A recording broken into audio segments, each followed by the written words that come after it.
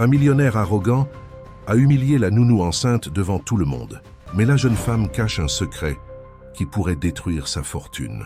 Il pensait qu'elle n'était qu'une de plus, mais il avait tort. Ce qu'elle révèle bouleverse sa vie. Si cette histoire vous intéresse, n'oubliez pas de vous abonner à notre chaîne et dites-nous de quelle ville vous nous regardez. Nous continuons. Le ciel sombre annonçait un orage lorsque Hélène traversa les imposantes grilles du manoir des Dubois. Ses pas hésitants contrastaient avec la détermination dans son regard, tandis que l'une de ses mains reposait instinctivement sur son ventre de 5 mois. La pluie commençait à tomber quand elle atteignit enfin la porte principale, ne portant qu'une simple valise et des années de secret. Le majordome l'accueillit avec un regard inquisiteur, l'examinant de la tête aux pieds avant de la conduire au bureau principal. L'atmosphère était étouffante, décorée de meubles anciens et de portraits de famille qui semblaient l'observer avec méfiance. Sur l'un des murs, une peinture en particulier attira son attention. Le portrait d'un jeune homme aux yeux doux qui avait été partiellement recouvert par d'autres œuvres plus récentes. Mademoiselle Hélène Lefort, la voix grave et autoritaire de Richard Dubois remplit la pièce. Le patriarche de la famille était assis derrière un imposant bureau en acajou, ses yeux froids calculant chaque mouvement de la nouvelle venue. « Oui, monsieur. » Hélène répondit, gardant sa contenance malgré la nervosité qui menaçait de transparaître. « Vos références sont excellentes et nous avons urgemment besoin de quelqu'un d'expérimenté pour s'occuper de ma petite fille, Laure. » Richard ajusta ses lunettes, consultant un dossier de documents. « Mais je dois vous avertir, cette maison n'est pas ordinaire. Nous avons des traditions, des règles strictes et des attentes élevées. » Hélène acquiesça, sentant le poids de ses paroles. Elle savait mieux que quiconque que cette maison n'était pas ordinaire. Chaque couloir gardait des histoires sombres. Chaque pièce cachait des secrets qu'elle était déterminée à découvrir. La petite a seulement 6 ans et a récemment perdu sa mère. Richard continua, son ton ne montrant aucune émotion. Elle s'est montrée difficile. Elle dessine des choses étranges, parle toute seule, mentionne voir des personnes qui n'existent pas. Nous avons besoin de quelqu'un qui puisse la contrôler, la guider convenablement. « Je comprends parfaitement, monsieur. » Hélène répondit, tandis que son cœur s'accélérait. Les paroles de Richard confirmèrent les rumeurs qu'elle avait entendues sur la petite Laure. « Il y a une chose de plus. » Richard se leva, contournant le bureau pour s'approcher d'Hélène. « J'ai remarqué votre état. Normalement, nous n'engageons pas de personnel enceinte, mais vos références sont exceptionnelles. Toutefois, j'ai besoin de garanties que votre condition n'interférera pas avec vos obligations. » Hélène soutint le regard du patriarche, sentant son enfant bouger dans son ventre, comme s'il répondait à la tension du moment. « Je vous assure que ma grossesse ne sera pas un obstacle, monsieur. Au contraire, je crois que cela m'aidera à mieux comprendre les besoins de Laure. » Richard sembla réfléchir un moment, avant d'acquiescer brièvement. « Très bien. Marthe, la gouvernante, vous montrera vos quartiers et vos attributions. Vous commencerez demain matin. » Il fit un geste de congé, reportant son attention sur les papiers sur son bureau. Tandis qu'elle suivait Marthe à travers les couloirs du manoir, Hélène absorbait chaque détail, chaque son, chaque ombre. L'endroit était encore plus imposant et oppressant qu'elle ne l'imaginait. Sur les murs, divers portraits de la famille racontaient une histoire de pouvoir et de prestige, mais elle savait que derrière cette façade de perfection, il existait une trame de mensonges et de trahison. Sa chambre se trouvait au 3e étage, près des appartements de Laure.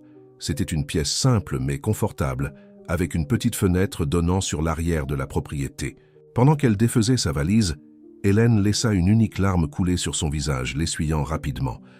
Elle ne pouvait pas montrer de faiblesse, pas maintenant qu'elle était si proche. Le dîner est servi à 7 heures précises.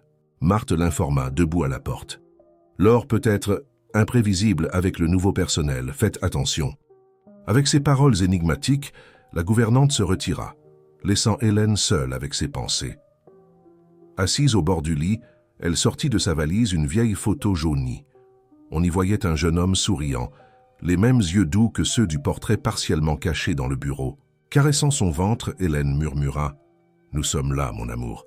Nous sommes enfin là pour découvrir la vérité. » La pluie tombait maintenant avec force, frappant contre la fenêtre dans un rythme constant.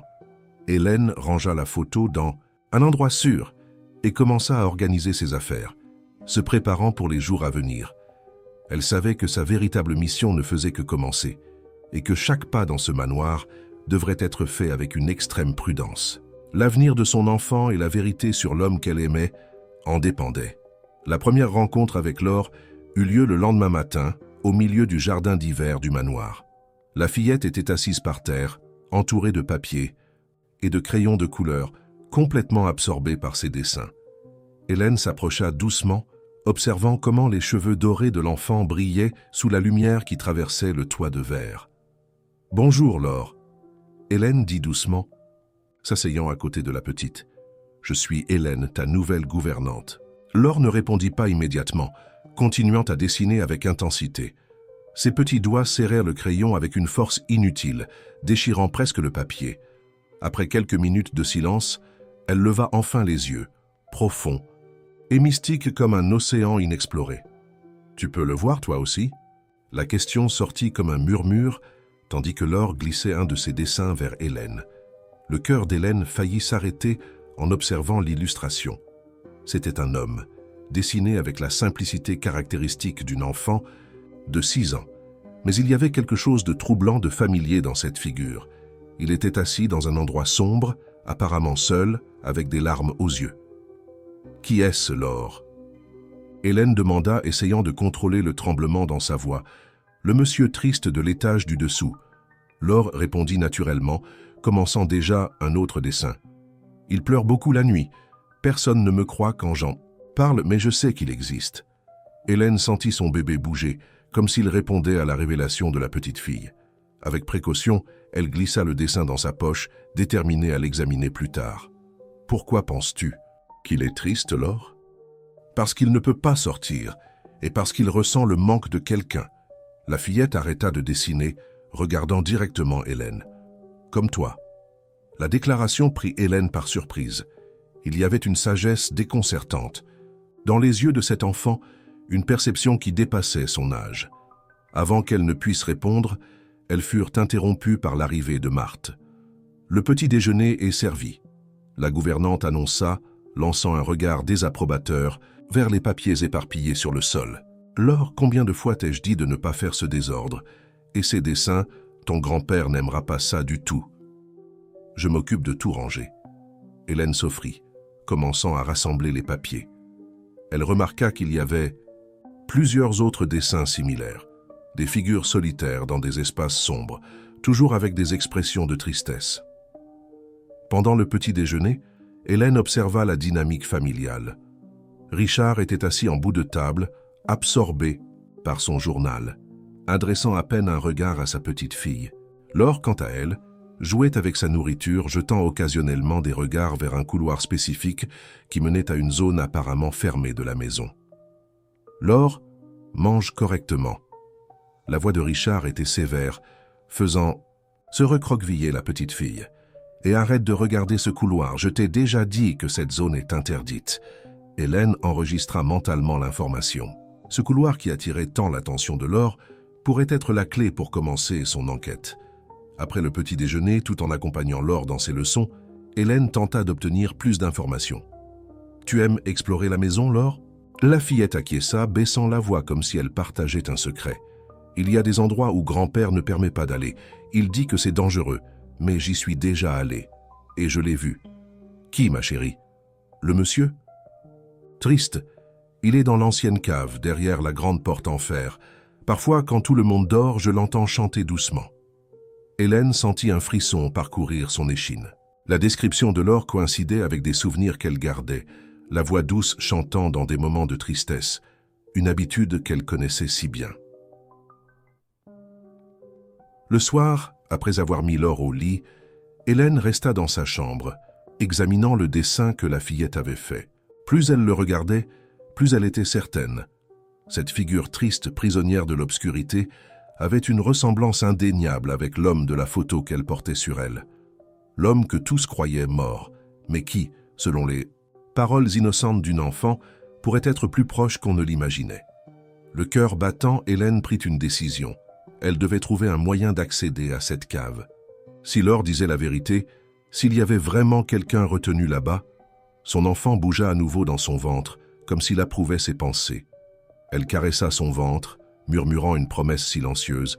« Nous allons découvrir la vérité, mon amour. Nous allons ramener ton père. » Le 3e jour d'Hélène au manoir commença par une découverte intrigante. En rangeant la chambre de Laure, elle trouva une vieille boîte sous le lit de la fillette. À l'intérieur, outre plus de dessins, il y avait une clé rouillée, attachée à un ruban rouge. Son cœur s'emballa en reconnaissant l'objet. Elle était identique à celui qui apparaissait dans certains des dessins de Laure. C'est la clé de la cave. La voix de Laure la surprit. La fillette se tenait dans l'embrasure de la porte, encore en pyjama, serrant son ours en peluche. « Je l'ai trouvée quand grand-père dormait. » Hélène glissa la clé dans la poche de son tablier, se promettant d'enquêter plus tard. Pour l'instant, elle devait maintenir sa routine normale, afin de ne pas éveiller les soupçons. La journée se déroula avec les activités habituelles, cours de piano pour Laure, déjeuner silencieux avec la famille, et un après-midi de lecture dans le jardin. C'est pendant le thé de l'après-midi qu'Hélène remarqua quelque chose de différent. Marthe, la gouvernante, semblait particulièrement nerveuse, renversant une tasse en servant Richard. Le patriarche, irrité par l'incident, congédia l'employé avec des mots durs. Excusez le comportement de Marthe. Richard s'adressa à Hélène. Elle est distraite depuis qu'elle a commencé à fouiller dans les anciennes archives de la famille. Une tâche que je lui ai confiée pour organiser la documentation. Le commentaire apparemment désinvolte alluma une lumière dans l'esprit d'Hélène. Les archives anciennes pourraient contenir des informations précieuses. Elle décida de se rapprocher de Marthe, qui semblait être une alliée potentielle, même involontaire. Plus tard, elle trouva la gouvernante à la buanderie, encore visiblement secouée. « Puis-je vous aider, Marthe ?» proposa Hélène, tentant d'engager la conversation.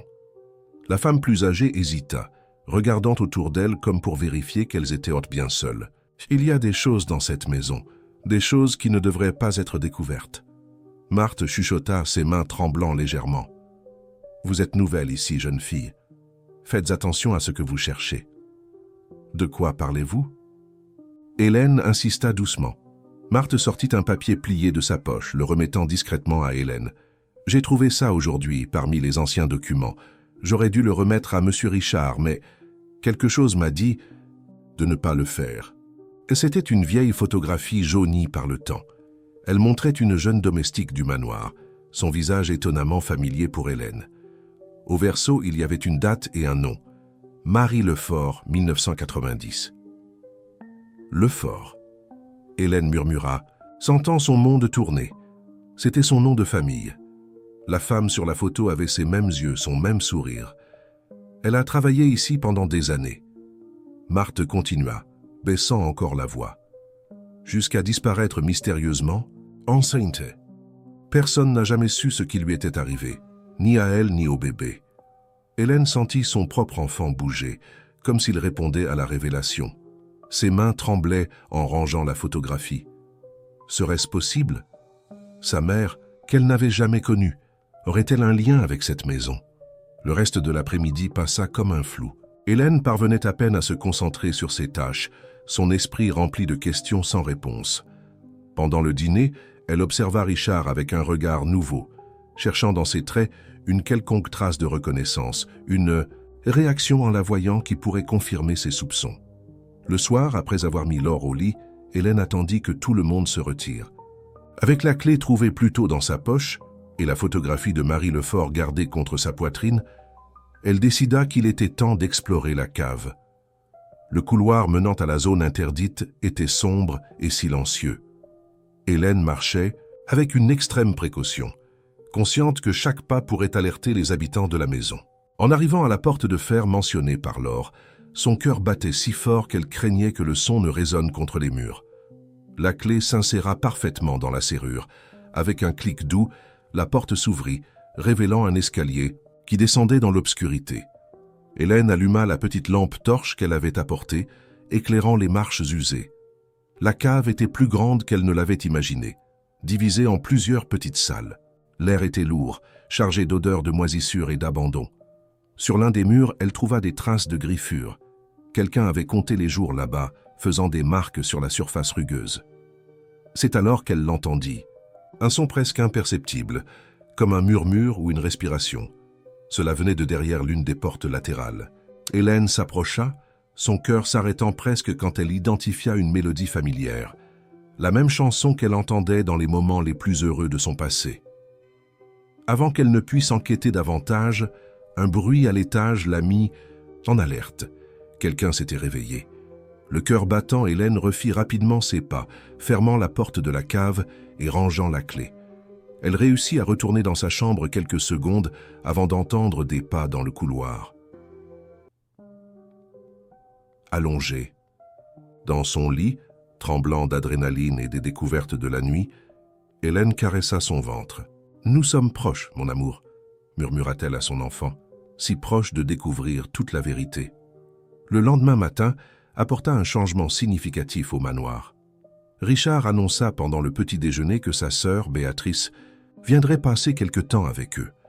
La nouvelle causa un inconfort visible chez Marthe, qui faillit à nouveau renverser le plateau de café. « Tante Béatrice !» s'exclama Laure avec une joie sincère, la première qu'Hélène ait vue chez la fillette depuis son arrivée. « Est-ce qu'elle va apporter des cadeaux ?»« Laure, comporte-toi bien. » Richard la réprimanda, mais il y avait quelque chose de différent dans son ton, un léger tremblement presque imperceptible.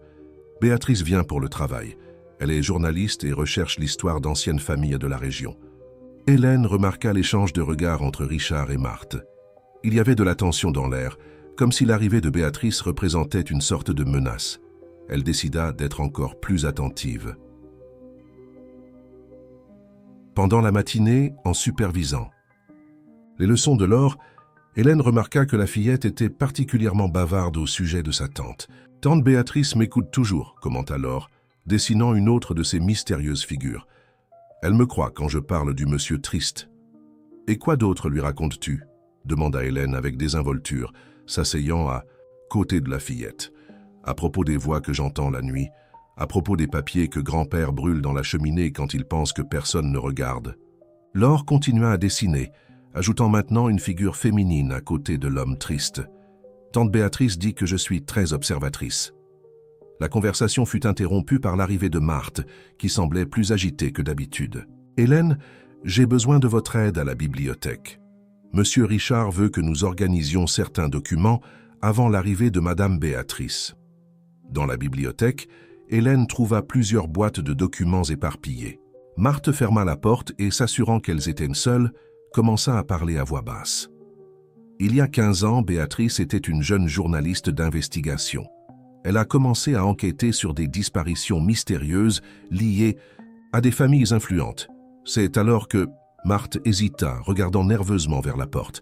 C'est alors que le jeune Antoine a disparu. Hélène sentit son cœur s'accélérer en entendant ce nom.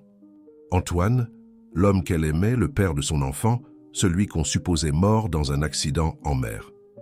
Béatrice n'a jamais cru à l'histoire de l'accident. Marthe continua. Elle était près de découvrir quelque chose quand elle a été subitement mutée dans un autre pays. Maintenant, elle est de retour et je ne pense pas que ce soit une coïncidence. Le bruit de pas dans le couloir fit taire les deux femmes abruptement. Richard entra dans la bibliothèque, son regard pénétrant examinant la scène. « Comment va l'organisation » demanda-t-il, sa voix chargée de suspicion. « Presque terminé, monsieur. » Marthe répondit, reportant son attention sur les boîtes. Richard s'approcha d'Hélène, qui sentit son enfant bouger inquiet dans son ventre. « Mademoiselle Lefort, ne vous laissez pas distraire de vos obligations principales. Laure est votre priorité. »« Oui, monsieur. » Hélène répondit, gardant son sang-froid malgré la nervosité. Plus tard ce soir-là, Hélène n'arrivait pas à dormir. Les révélations de la journée tournaient dans son esprit, formant un puzzle de plus en plus intrigant. L'arrivée de Béatrice pourrait être la clé qui manquait pour dévoiler tout le mystère. Un bruit soudain attira son attention. Par la fenêtre de sa chambre, elle vit une voiture arriver au manoir. Une femme élégante descendit du véhicule. Béatrice était arrivée plus tôt que prévu. Hélène observa l'agitation à l'étage inférieur.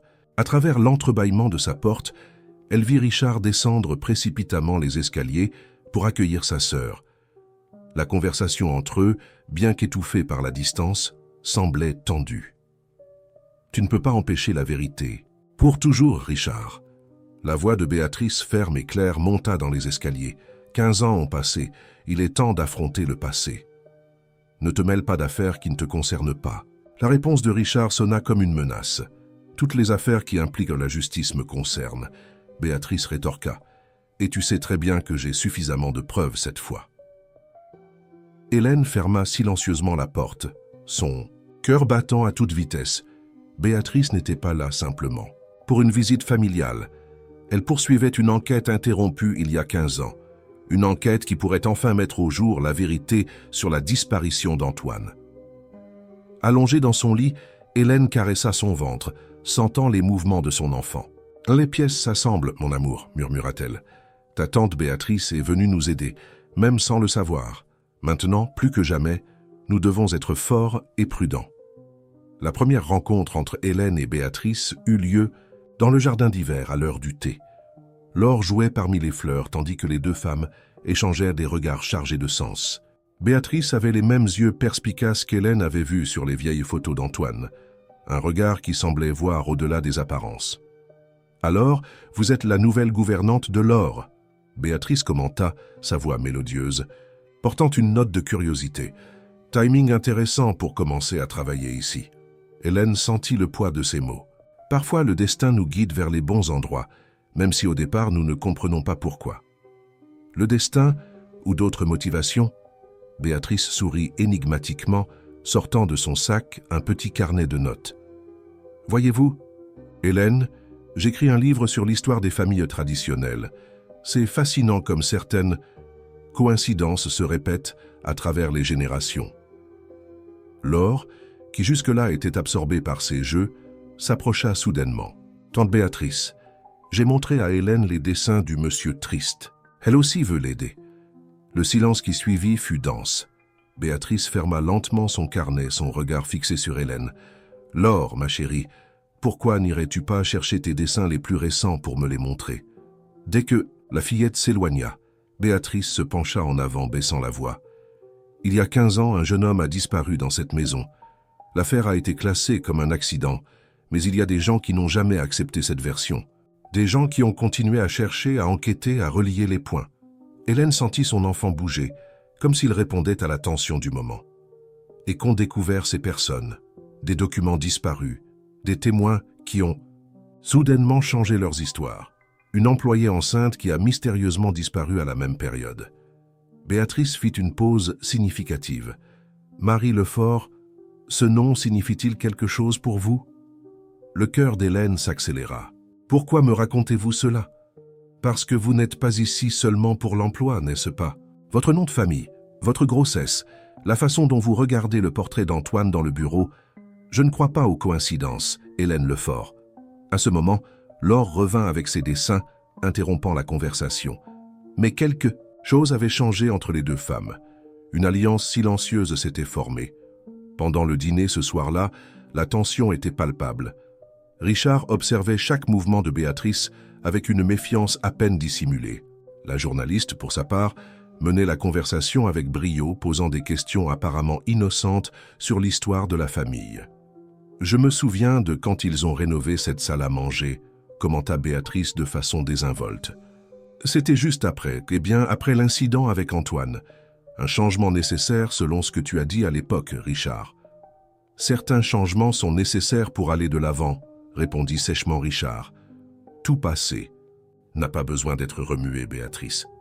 Mais certains secrets n'ont pas une longue vie, n'est-ce pas ?» Béatrice sourit, ses yeux rencontrant brièvement ceux d'Hélène, surtout quand il existe des témoins silencieux. Après le dîner, Hélène trouva un billet discrètement glissé dans sa poche. « Ma chambre, minuit. J'ai quelque chose à vous montrer. B. » Quand tout le monde se retira, Hélène attendit le moment approprié et se dirigea silencieusement vers la chambre de Béatrice. La journaliste l'attendait avec un dossier de documents et un petit enregistreur. « Ceci, » dit Béatrice, montrant une vieille photo, « a été pris le jour du prétendu accident. Observez le détail dans le coin supérieur droit, cette figure à la fenêtre de la cave. Le manoir n'était pas censé avoir quelqu'un dans la cave à cette époque, selon les registres officiels. » Hélène examina la photo d'une main tremblante. La silhouette floue à la fenêtre était reconnaissable. Elle avait le même profil qu'elle connaissait si bien, la même façon d'incliner la tête qu'Antoine avait toujours eue. « Il y a plus », continua Béatrice, allumant l'enregistreur. La voix qui émergea était celle d'une ancienne employée. « Je l'ai vue cette nuit-là. Monsieur Richard et Monsieur Guillaume, son père, portant quelque chose de lourd vers la cave. Après cela, j'ai été gentiment invité à prendre des vacances prolongées à l'étranger. « Pourquoi me montrez-vous cela maintenant ?» demanda Hélène, bien qu'elle connaisse déjà la réponse. « Parce que vous portez non seulement un enfant, mais aussi la clé pour dévoiler toute cette histoire. » Béatrice prit un autre document. « Ceci est un test ADN que j'ai réussi à faire secrètement en utilisant un cheveu que j'ai recueilli sur vous aujourd'hui. Hélène, Marie Lefort était votre mère, et elle n'a pas disparu. Elle a été réduite au silence pour en avoir trop su sur cette famille. » Hélène sentit le monde tourner. Les pièces du puzzle commençaient à s'assembler d'une manière effrayante. Ce n'était pas seulement l'amour pour Antoine qui l'avait amené dans cette maison, c'était le sang lui-même, le destin tissant. Une toile de justice à travers les générations. « Demain, chuchota Béatrice, nous irons ensemble à la cave. Laure m'a montré où elle a trouvé la clé. Il est temps d'affronter les fantômes de cette maison, Hélène. Êtes-vous prête ?» Hélène caressa son ventre, sentant la force de 3 générations dans ses veines, sa mère, elle-même et son enfant à naître. « Plus que jamais, » répondit-elle, sa voix ferme malgré les larmes qui menacèrent de couler. « Il est temps que la vérité éclate au grand jour. » L'aube arriva avec un épais brouillard qui couvrait les jardins du manoir. Hélène et Béatrice se retrouvèrent dans le couloir, obscur, leurs ombres dansant sur les murs anciens, sous la faible lumière des lampes torches. Le plan était simple mais dangereux. Explorer la cave pendant que tout le monde dormait. « Laure m'a dit quelque chose d'intéressant aujourd'hui », chuchota Béatrice alors qu'elle descendait les escaliers. « Elle a mentionné qu'elle entend, parfois de la musique venant des murs, une mélodie spécifique, toujours la même. » Hélène sentit son cœur manquer un battement. « La berceuse d'Antoine, exactement, celle qu'il avait l'habitude de chanter pour vous, n'est-ce pas ?» Béatrice s'arrêta devant la porte de la cave. « Cela confirme nos soupçons. Il est vivant, Hélène, et il est ici. » La clé tourna dans la serrure avec un léger clic. L'air de la cave était plus lourd que la dernière fois, chargé de secrets et de souvenirs étouffés. Hélène éclaira les murs de sa lampe torche, révélant plus de marques. Quelqu'un continuait à compter les jours. « Regardez ça », Béatrice pointa vers une série de traits récents. « Il date d'aujourd'hui. Quelqu'un maintient le décompte actif. » Elles avancèrent dans le couloir souterrain, chaque pas résonnant comme un murmure d'avertissement. La cave était un labyrinthe de pièces et de couloirs, bien plus vaste qu'elle ne le paraissait de la surface. Sur l'un des murs, elles trouvèrent une série de vieilles photographies accrochées sur un panneau improvisé. « Mon Dieu !» murmura Béatrice, examinant les images.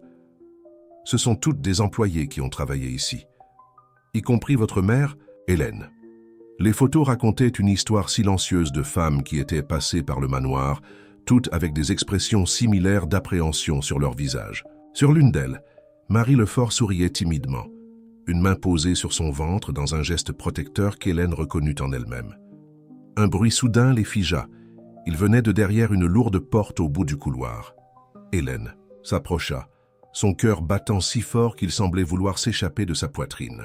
La mélodie, cette même chanson qu'elle connaissait si bien, flottait doucement à travers les fissures. « Antoine » appela Hélène, sa voix n'étant qu'un murmure tremblant. La musique s'arrêta brusquement. Pendant un moment, seul le silence répondit. Puis une voix faible et rauque vint de l'autre côté. « Hélène, est-ce vraiment toi ?» Béatrice travaillait déjà sur la serrure avec un jeu de vieilles clés qu'elle avait apportées. « Vite !» chuchota-t-elle, « quelqu'un pourrait se réveiller à tout moment. » La porte céda enfin, révélant une petite pièce sombre. Dans le coin, une silhouette maigre et barbue se leva lentement. 15 ans avaient changé Antoine, mais ses yeux, ces mêmes yeux doux qu'Hélène aimait tant, restaient inchangés. « Tu es venu ?» dit-il, sa voix émue. « Après tant de temps, tu es vraiment venu. » Hélène courut vers lui, ses larmes coulant enfin librement. La rencontre dont elle avait rêvé pendant si longtemps se produisait dans des circonstances si différentes de ce qu'elle avait imaginé. Antoine toucha son ventre de ses mains tremblantes, ses yeux se remplissant de larmes en sentant le bébé bouger. Nous devons te sortir d'ici, interrompit Béatrice, sa voix urgente. Richard pourrait se réveiller à tout. Un bruit à l'étage supérieur l'interrompit. Des pas lourds résonnaient à travers le plafond, se déplaçant vers l'escalier de la cave. « Vite !» chuchota Béatrice, par le passage arrière. Laure m'a parlé de celui-ci. Il mène au jardin. Je ne peux pas, répondit Antoine, sa voix chargée d'angoisse. Ils ont des caméras partout. Si j'essaie de m'enfuir, ils vont... Les pas étaient maintenant plus proches. Hélène prit le visage d'Antoine entre ses mains. Je vais te sortir d'ici, mon amour. Maintenant que je sais que tu es vivant, que tu es ici, rien ne m'arrêtera. Notre enfant connaîtra son père. Nous devons partir, insista Béatrice, tirant Hélène. Je promets que nous reviendrons, Antoine. Avec de l'aide, avec des preuves, nous exposerons tout. Le cœur brisé, Hélène se laissa guider par Béatrice de retour dans les ombres de la cave. Elles réussirent à atteindre l'escalier quelques secondes avant d'entendre la porte principale s'ouvrir. Cachée dans une alcôve sombre, elles virent Richard passer, une expression sinistre sur son visage alors qu'il effectuait sa ronde nocturne. De retour dans sa chambre, Hélène parvenait à peine à contenir les émotions qui la consumaient. Antoine était vivant, prisonnier mais vivant, et maintenant elle avait une alliée puissante en Béatrice. Ensemble, elles devaient trouver un moyen d'exposer la vérité sans mettre Antoine en danger. Demain, promit Béatrice avant qu'elle ne se séparent, nous commencerons à démanteler cet empire de mensonges. J'ai des contacts dans la presse, des preuves qui s'accumulent. Richard ne pourra pas garder ce secret beaucoup plus longtemps. Hélène s'endormit la main sur son ventre, murmurant des promesses à son enfant. Dans ses rêves se mêlaient des images de sa mère, d'Antoine, de Laure et de ses dessins prémonitoires. Une toile de destin entrelacée qui commençait enfin à prendre sens. Le lendemain de la rencontre avec Antoine, une atmosphère différente régnait dans le manoir. Hélène observait chaque détail avec des yeux nouveaux, chaque recoin désormais chargé de significations cachées. Pendant le petit déjeuner, elle dut utiliser toute sa force pour garder son sang-froid devant Richard, l'homme qui avait maintenu Antoine prisonnier pendant 15 ans. Béatrice, en revanche, gérait la situation avec maestria. « Richard, je pensais faire un documentaire sur l'histoire de notre famille », commenta-t-elle nonchalamment, se servant du café. « Ce serait intéressant de montrer comment les Dubois ont bâti leur empire à travers les générations. » Richard abaissa lentement son journal, les yeux plissés de suspicion. « Et pourquoi cet intérêt soudain pour l'histoire familiale, chère sœur ? Le public adore ces histoires de succession, de pouvoir et de tradition, » répondit Béatrice avec un sourire calculé. « De plus, j'ai quelques contacts intéressés à financer le projet. » Laure, qui jusqu'alors jouait avec ses céréales, leva les yeux. « Pouvons-nous montrer mes dessins dans le film, tante Béatrice ?» Un silence tendu tomba sur la table. Richard s'éclaircit la gorge, visiblement mal à l'aise. « Laure, tes dessins ne sont que de l'imagination enfantine, rien d'approprié, pour un documentaire sérieux. »« Mais ils sont réels, grand-père, » insista Laure, sa voix enfantine chargée de conviction. « Comme le monsieur qui... » « Ça suffit. » Richard frappa la table, faisant trembler les tasses. « Hélène, emmenez Laure se préparer pour ses leçons. » En guidant Laure hors de la salle à manger, Hélène capta le regard significatif de Béatrice. Le plan était en mouvement. Plus tard, dans le jardin, Béatrice trouva Hélène alors qu'elle surveillait les jeux de Laure. « J'ai des nouvelles, » chuchota la journaliste, feignant d'admirer les fleurs. « Mes contacts ont obtenu l'accès au registre bancaire de la famille. Il y a des transferts suspects qui coïncident avec la disparition de plusieurs employés, y compris votre mère. » Hélène sentit son cœur s'accélérer. « Et pour Antoine, comment allons-nous l'aider ? Nous devons être stratégiques, » répondit Béatrice, sa voix à peine audible. « Richard maintient un système de surveillance sophistiqué, mais tout système a des angles morts, et j'ai découvert quelque chose d'intéressant concernant Marthe. » La conversation fut interrompue par l'arrivée soudaine de Marthe, qui semblait plus nerveuse que d'habitude. « Mademoiselle Hélène, Monsieur Richard, souhaite vous voir dans son bureau, immédiatement. » Le bureau de Richard était plongé dans la pénombre lorsqu'Hélène entra. Le patriarche se tenait debout près de la fenêtre, observant les jardins. « Asseyez-vous, mademoiselle Lefort, » ordonna-t-il sans se retourner. « Ou devrais-je dire, fille de Marie ?» Hélène sentit son sang se glacer dans ses veines, mais garda son sang-froid. « Je ne comprends pas, monsieur. N'insultez pas mon intelligence. » Richard se retourna enfin, ses yeux froids fixés sur elle. « Vous pensez que je n'ai pas remarqué? Le même regard, la même allure. Votre mère avait aussi cet air de défi voilé. »« Qu'est-il arrivé à ma mère ?» demanda Hélène, sa voix ferme malgré la peur. Richard sourit, un sourire sans joie. « Elle a fait des choix imprudents, comme vous semblez le faire maintenant. » Il s'approcha, sa présence dominant la pièce. « Mais contrairement à elle, vous avez quelque chose à perdre, ou plutôt, quelqu'un. » La menace voilée fit qu'Hélène protégea instinctivement son ventre. « Vous me menacez, monsieur ? Je vous avertis simplement, » répondit Richard doucement. « Cette maison a des yeux et des oreilles partout. Ce serait dommage si quelque chose arrivait à... Eh bien, vous comprenez. » À ce moment, comme si les cieux répondaient à la tension du moment, un tonnerre retentit au loin. L'orage qui approchait semblait présager ce qui allait venir. « Vous avez jusqu'à demain pour quitter le manoir, » déclara Richard, retournant à son bureau. « Vos références seront excellentes, bien sûr, et une généreuse prime garantira votre silence. » Hélène se leva lentement, ses jambes tremblantes. Mais avant de sortir, elle se retourna une dernière fois. « Vous pensez vraiment pouvoir enterrer la vérité pour toujours ?» Richard ne répondit pas, mais ses yeux transmettaient un message clair. Il ferait n'importe quoi pour garder ses secrets. Dans le couloir, Hélène trouva Béatrice qui attendait. La journaliste perçut immédiatement que quelque chose avait changé. « Que s'est-il passé ?»« Il sait, » chuchota Hélène, ses mains tremblantes. « À propos de ma mère, à propos de... tout. » Béatrice prit fermement ses mains. « Alors nous n'avons plus de temps à perdre. Ce soir, Hélène. Ce doit être ce soir. » « Mais comment? Les caméras? Laissez-moi m'en occuper. » Béatrice sourit mystérieusement. Marthe n'est pas la seule employée ancienne avec des comptes à régler avec Richard. Le système de sécurité aura une défaillance opportune ce soir. Hélène regarda par la fenêtre, observant les nuages sombres qui approchaient. L'orage arrivait à plus d'un titre, et avec lui peut-être la chance de finalement libérer Antoine et révéler la vérité qui était restée enterrée si longtemps. L'après-midi s'écoula avec une lenteur agonisante. L'orage qui approchait transforma le jour en une pénombre prématurée, enveloppant le manoir d'ombres inquiétantes. Hélène passait les minutes à alterner entre s'occuper de Laure et échanger des regards significatifs avec Béatrice, tandis que son cœur battait anxieusement à l'approche de la nuit. Laure semblait particulièrement agitée, comme si elle sentait la tension dans l'air. Pendant sa leçon de piano, la fillette s'arrêta brusquement au milieu d'un morceau. « Hélène » appela-t-elle, sa petite voix inquiète. « Le monsieur triste a peur aujourd'hui. Il sait que quelque chose va se passer. » Hélène s'assit à côté de la fillette sur le banc du piano.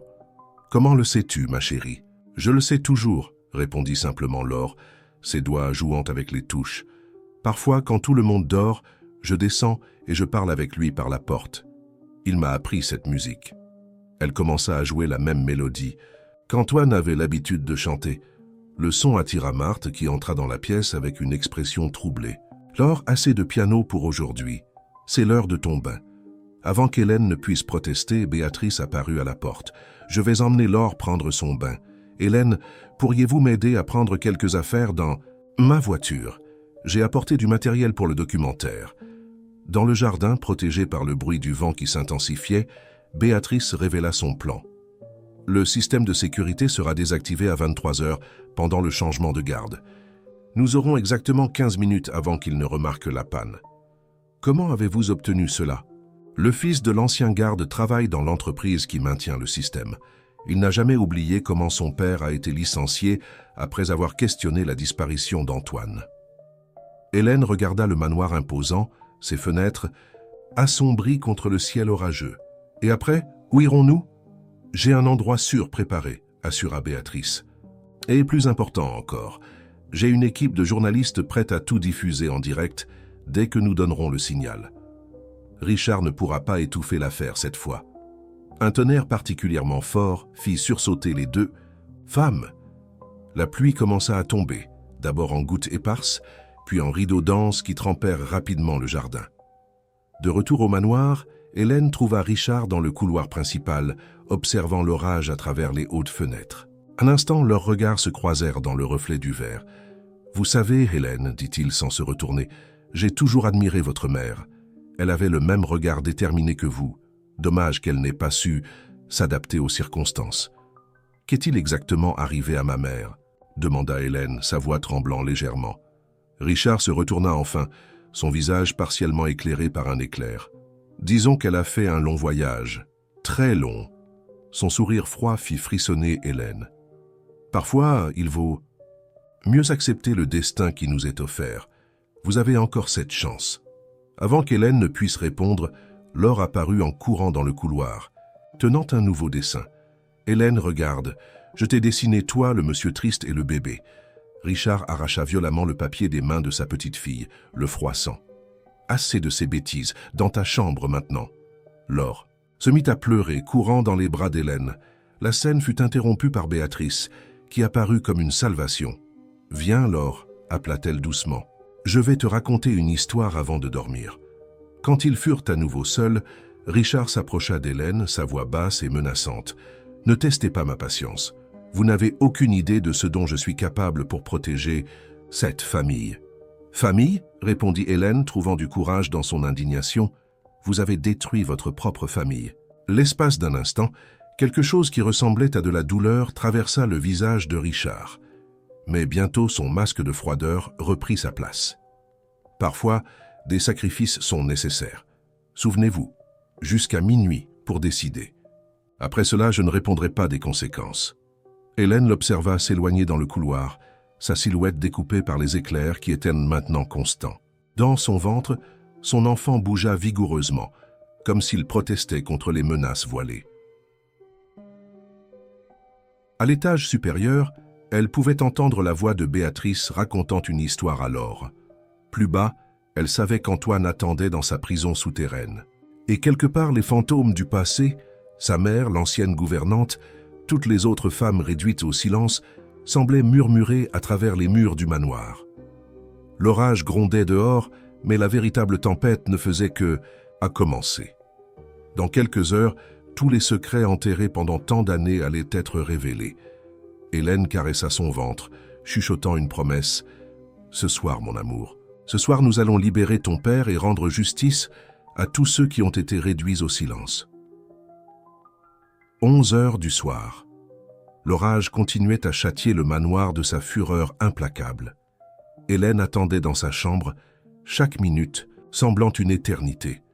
Ses effets personnels les plus importants étaient dans un petit sac, incluant la photo de sa mère et les dessins de Laure. Un éclair illumina la chambre et Hélène vit le reflet de Béatrice dans la fenêtre. La journaliste fit un signe discret. C'était l'heure. Le cœur battant, Hélène vérifia une dernière fois si Laure dormait profondément avant de suivre le couloir silencieux. « Les caméras seront désactivées dans exactement 3 minutes », chuchota Béatrice en la rejoignant dans l'escalier. Marthe a garanti que Richard a pris son somnifère dans le thé du soir. Même ainsi, nous devons être rapides et silencieuses. Hélène acquiesça, incapable de former des mots en raison de l'anxiété qui la consumait. Elles descendirent les escaliers avec des pas calculés, chaque grincement du bois ancien résonnant comme un tonnerre à leurs oreilles alertes. Dans le hall principal, Marthe les attendait avec une expression tendue. Le système tombera dans 1 minute. Les gardes extérieurs sont distraits par une fausse alarme à l'arrière de la propriété. « Pourquoi nous aidez-vous, Marthe ?» Hélène ne put contenir la question. La gouvernante hésita, ses yeux se remplissant de larmes contenues. « J'étais là quand votre mère, quand elle a découvert la vérité. Je n'ai pas pu l'aider à l'époque. C'est ma chance de faire ce qui est juste. » Un bip discret résonna dans la maison. Le système de sécurité avait été désactivé.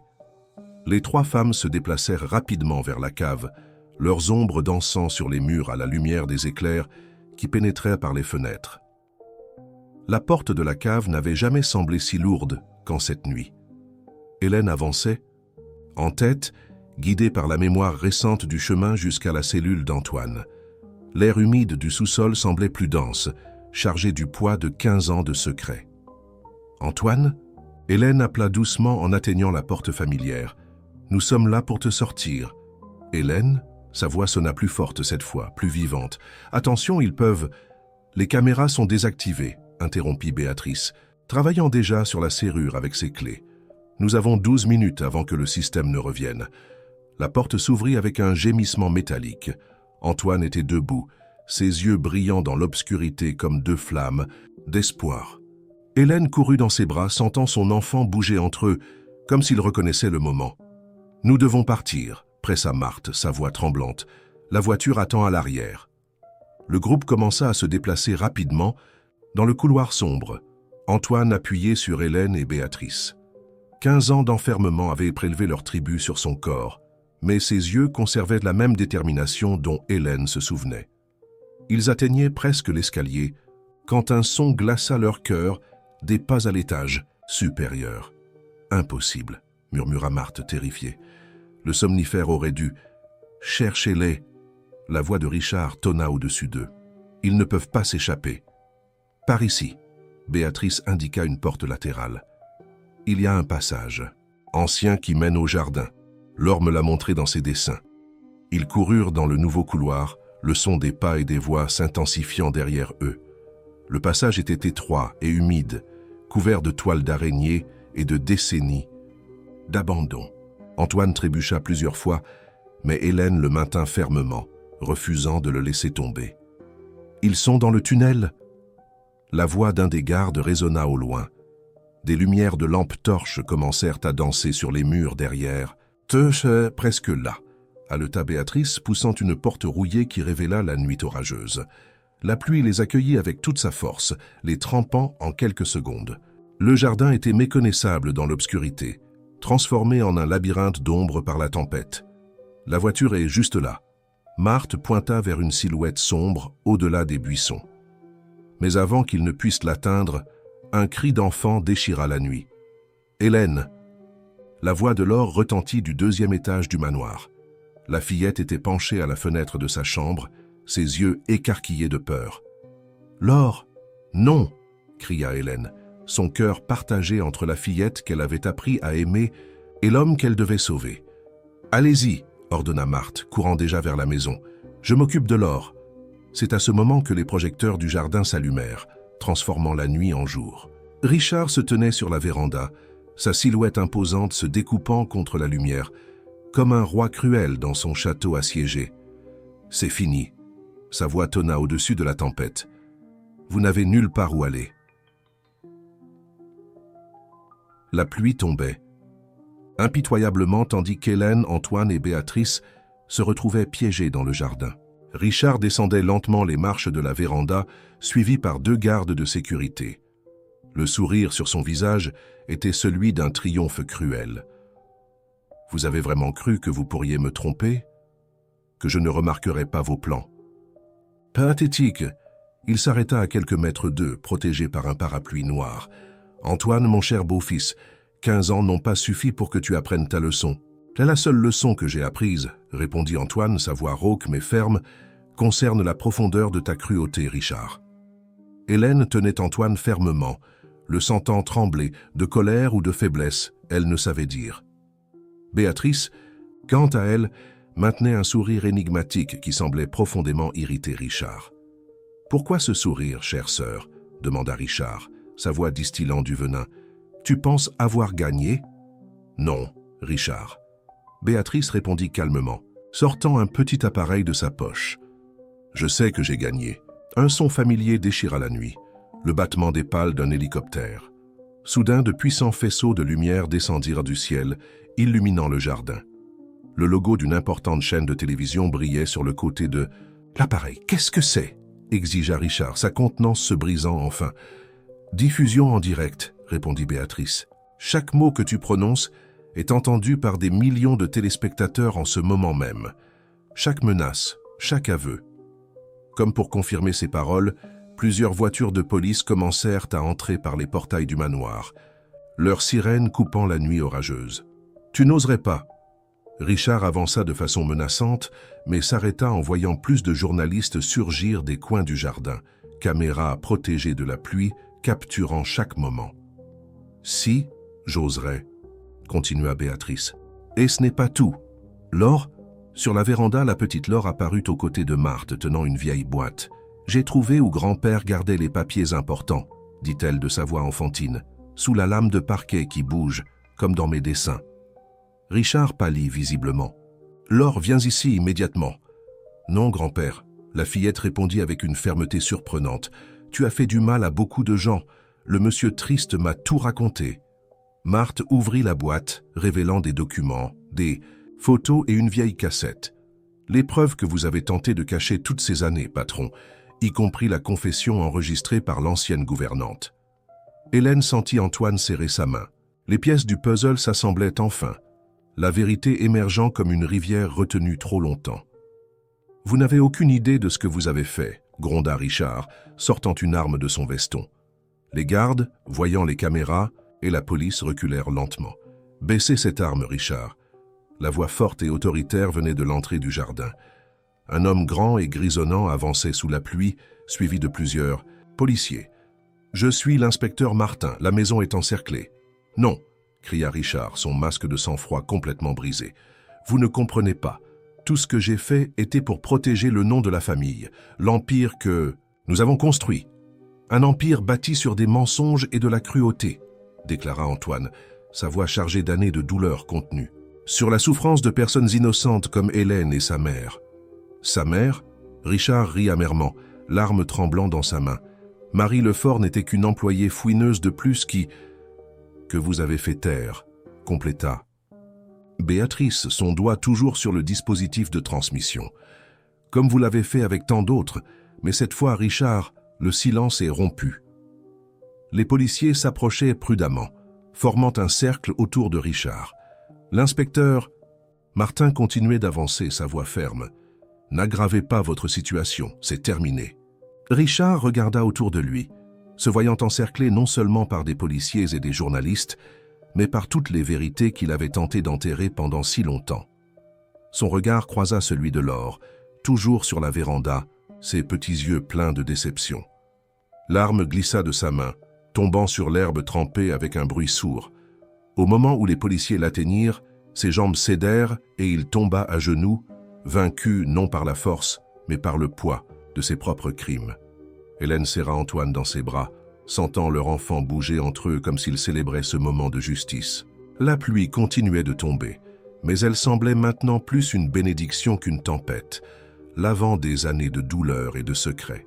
« C'est vraiment fini », murmura Antoine à son oreille. « Non », répondit Hélène, un doux sourire sur ses lèvres. « Ça ne fait que commencer. Notre véritable histoire commence maintenant. » Le lendemain matin se leva avec une clarté différente sur le manoir des Dubois. L'orage était passé, laissant derrière lui un ciel étonnamment limpide et un air renouvelé. Dans le bureau principal, désormais occupé par des enquêteurs, Hélène et Antoine observaient Béatrice examiner les documents trouvés par Laure.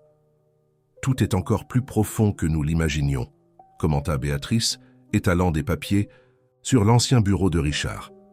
Ton père, Antoine, n'a pas eu de crise cardiaque comme tout le monde le pensait. Il y a des registres ici, des transferts bancaires suspects, des documents falsifiés. Antoine, encore faible mais les yeux brillants de détermination, tenait la main d'Hélène tout en absorbant chaque nouvelle information. Richard avait tout planifié depuis le début. Il s'est rapproché de ma mère quand j'étais enfant, a gagné sa confiance et ensuite il a falsifié le transfert de l'Empire à son nom après le décès de tes parents, compléta l'inspecteur Martin, entrant dans la pièce avec un épais dossier. Nous venons de confirmer.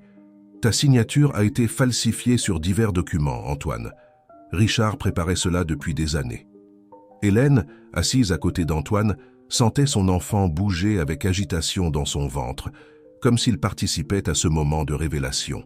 « Et ma mère? Qu'est-il arrivé à Marie Lefort ?» Béatrice prit une enveloppe jaunie de la boîte que Laure avait trouvée. « Votre mère a découvert une partie du stratagème.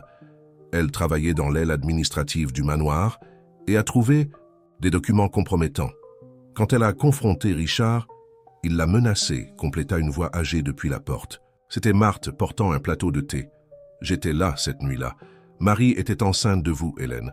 Richard lui a offert une somme importante pour qu'elle quitte le pays et ne revienne jamais. Mais elle n'a pas accepté, déduisit Hélène, des larmes silencieuses coulant sur son visage.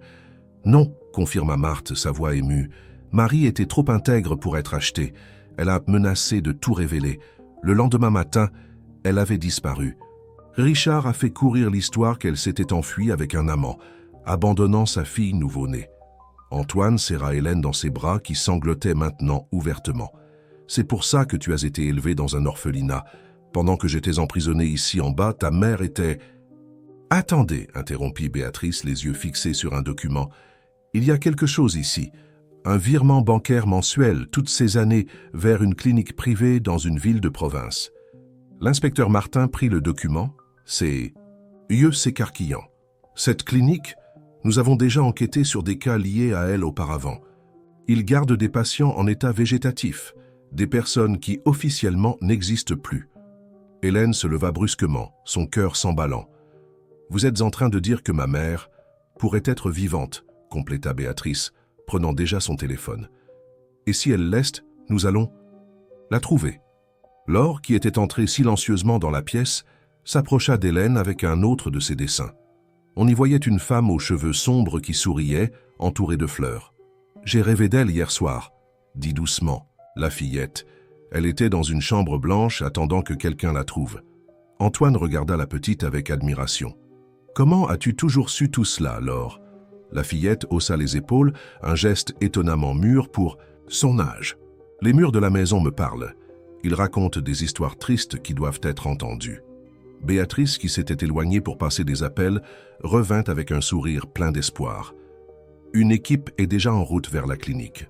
Si Marie s'y trouve, elle sera retrouvée aujourd'hui même. » Hélène se rassit, submergée par toutes ses émotions.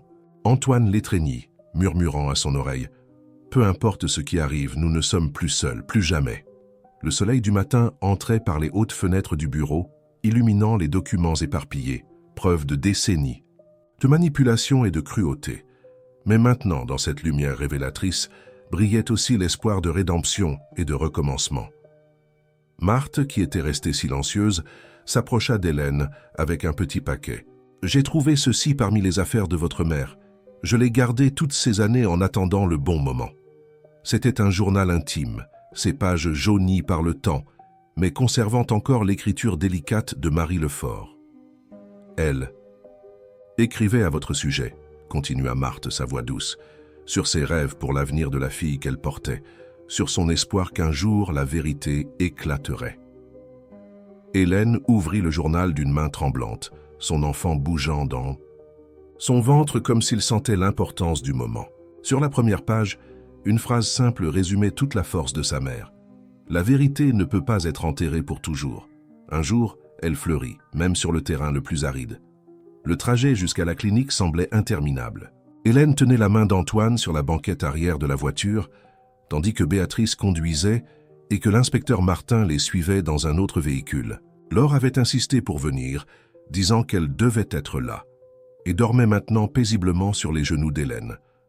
La clinique était un bâtiment blanc et austère, entouré d'un jardin bien entretenu qui contrastait avec son apparence institutionnelle. À leur arrivée, une équipe médicale et davantage de policiers les attendèrent déjà. « Nous l'avons trouvée », informa le médecin-chef dès qu'ils descendirent de voiture. « Marie Lefort est au 3e étage. Elle est consciente, mais faible. Toutes ces années de sédation, Hélène sentit ses jambes faiblir. Antoine la soutint, sa propre force semblant renouvelée par la perspective de cette rencontre. « Allons-y ensemble », murmura-t-il. Le couloir du 3e étage était silencieux et aseptisé. Laure, maintenant réveillée, tenait la main libre, d'Hélène ses petits pas résonnant sur le sol en formica. Béatrice suivait juste derrière, documentant discrètement tout. En arrivant à la chambre 307, Hélène s'arrêta, son cœur battant si fort qu'il semblait vouloir s'échapper de sa poitrine. À travers la fenêtre de la porte, elle pouvait voir une femme assise dans un fauteuil regardant par la fenêtre. Ses cheveux, maintenant grisonnants, gardaient encore les mêmes ondulations qu'Hélène voyait sur la vieille photo. « Maman » appela doucement Hélène en entrant dans la chambre. Marie Lefort se tourna lentement.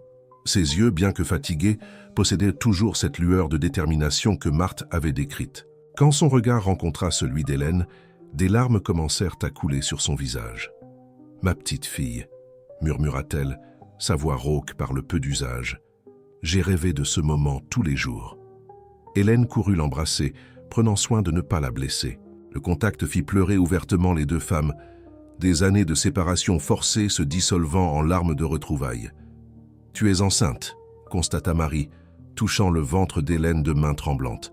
« Et si belle, si forte. »« Comme vous », répondit Hélène entre deux sanglots. « J'ai trouvé votre journal, j'ai trouvé la vérité. » Marie remarqua alors Antoine debout à la porte. Ses yeux s'agrandirent de reconnaissance. « Toi, tu as survécu. Alors je n'étais pas folle. J'ai vraiment vu Richard et les gardes t'emmener dans la cave cette nuit-là. Vous avez essayé de m'aider, dit Antoine en s'approchant, et vous avez payé un prix terrible pour cela. » Laure, qui observait tout en silence, s'approcha de Marie avec l'un de ses dessins. « Je vous ai dessiné, dit-elle simplement. Avant de savoir qui vous étiez, les murs me l'ont montré. » Marie prit le dessin de ses mains tremblantes. Dessus, elle était dans un jardin, souriante, libre.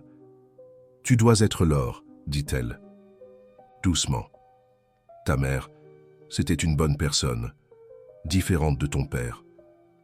Richard est en prison, informa Béatrice en entrant dans la chambre. Et nous avons trouvé tous les documents. Il ne s'échappera pas cette fois. Et l'argent ? Demanda Marie, sa voix gagnant en force. L'empire qu'il a volé. Il sera rendu à ses véritables propriétaires, répondit l'inspecteur Martin depuis la porte. Antoine est l'héritier légitime, et nous avons maintenant des preuves de toutes les fraudes. Marie sourit, un sourire fatigué mais satisfait. Alors c'est finalement terminé, la vérité a vaincu. Ce n'est pas terminé, maman, dit Hélène, tenant sa main. Ça ne fait que commencer. Nous avons tant de temps à rattraper, tant d'histoires à partager.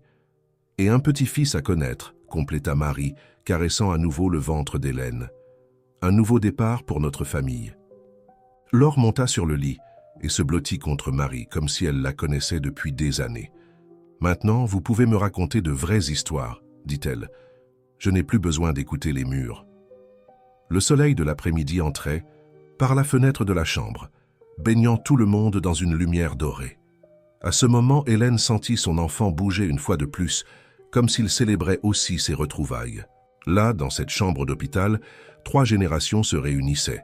Le passé qui avait refusé de rester enterré, le présent qui avait lutté pour la justice, et l'avenir qui grandissait, promettant des jours meilleurs. Une semaine s'était écoulée depuis les retrouvailles à la clinique.